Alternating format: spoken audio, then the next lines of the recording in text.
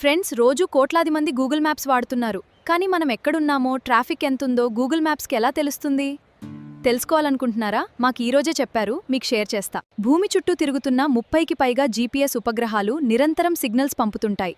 మనం Google maps open చేయగానే మన ఫోన్ కనీసం 4 జీపీఎస్ ఉపగ్రహాల నుంచి సిగ్నల్స్ అందుకుంటుంది. ట్రిలాటరేషన్ అనే పద్ధతితో మన ఖచ్చితమైన లొకేషన్ను గుర్తిస్తుంది. అలాగే రోడ్లపై ప్రయాణిస్తున్న లక్షలాది మొబైల్ ఫోన్ల నుంచి వచ్చే అనామక లొకేషన్, స్పీడ్ డేటా ఆధారంగా గూగుల్ ట్రాఫిక్ను అంచనా వేస్తుంది.